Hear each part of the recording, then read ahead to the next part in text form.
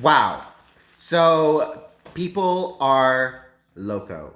They done bought up all the paper towels. They done bought up all the toilet paper. They buy up all the water, even though it's not like it's not coming out of the tap. And if you don't like tap water, there isn't their squirty stuff that you can buy. But of course, y'all freak out because we're gonna go into a national state of emergency and you have to watch your kids for 2 weeks. That part is what's freaking out a lot of people. People are just losing their minds. Like, what am I going to do? How are they going to go to school? They got online school, and we all know they're not going to go to school. We all know they're not going to do their work. So, spend some time with them. This is a perfect reset for people. Yesterday was a day of prayer, and we are hoping that we make our country stronger with this whole thing. I'm a huge proponent of growing food, not lawns, and it kind of goes in tandem with today's events. We see that the system is not set up to support us, especially in a times of a huge crisis like this. Food is going to run out. Ironically, all the fresh food is still there. Okay, y'all buy yourself the box mac and cheese all day you want, but fresh fruits and vegetables still there. It's okay. I get it, but that's exactly what I want to talk about.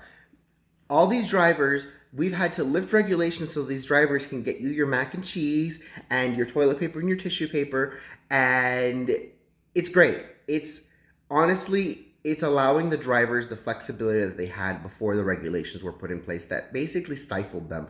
There were some drivers that maybe they got into an accident, maybe they were pushing their bodies too far, so then everybody else has to suffer because one or two people decides to ruin it for the rest of us. So we've lifted those restrictions, especially in what's going on right now and the desperation for these stores to get their supplies restocked.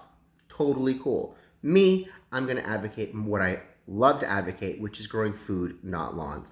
Once upon a time, not long ago, no, I was not a hoe. Maybe I was. We're not going to get into it right now. There was the idea that you, as a homeowner, as a landowner, have enough status that you can grow a fallow field.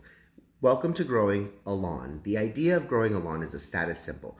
And it went along with this idea that it was a normal thing to do. Well, build that, grow that. You have a city, and the city turns around and says, you can continue growing a lawn, but you dare not grow a field in there. You don't need to be growing food in the front yard. You don't need to be growing food in your easeways. And these laws still exist in some cities. Some municipalities still have rules and regulations governing what a homeowner can and cannot grow on their own property. Me, I like to grow stuff in my backyard because I don't want people touching my stuff. So what do? I grow blackberries, I grow blueberries, I grow lemons, I grow peaches, I grow sugar snap peas, I grow lettuce, I grow herbs, I grow spices, I grow onions, things that I'm going to use on the day-to-day thing. I grow it. Why? Because I like to supplant my own thing, and I like that connection. My family I come from a family of farmers. We were either migrant workers, or we had our very own farm, or we did both in some cases. And I've always loved to be connected with nature. So I like to grow food, and the idea that I'm growing my food means that I'm going to be able to A, save money for things that I want to buy in the store, and B, I can get things fresh from my own garden. It's kind of cool being able to go out there and grab some fresh snap peas for my stir fry, or some fresh lettuce for my salad. The idea is that you are a part of this cycle, this idea that you are producing your own food, and it kind of gives you a sense of pride. I can't say you want to be raising chickens in the city because chickens are noisy and they annoy everybody else, but something small like quail, that is very easy to do in the city.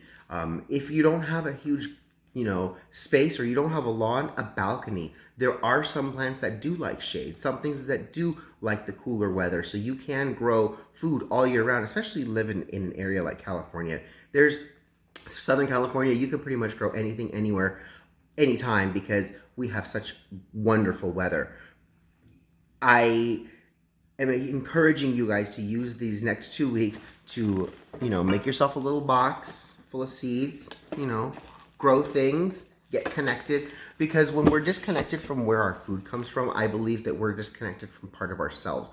A few years ago, I saw videos of kids torturing animals, and I was really, really heartbroken watching these kids torture animals because it was fun and they were trying to get views and likes and get reactions. And for me, if a person is is connected with the farm life and the idea that food and life come from one another, they won't be doing those things. They won't be destroying life for no reason. They won't be torturing life because for their own pleasure.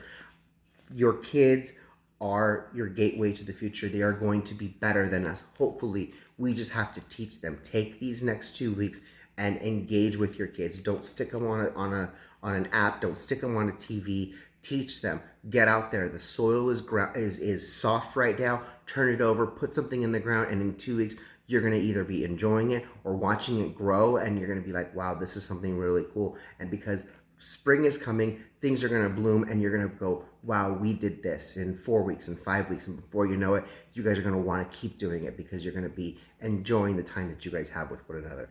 I will see you guys on the next one.